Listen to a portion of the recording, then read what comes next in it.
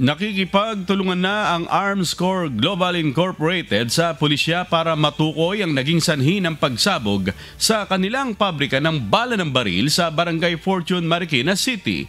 Kagabi, kinumpirma ni Colonel Geoffrey Nabida Fernandez na 2 sa 3 mga napaulat na sugatan ay pumanaw na.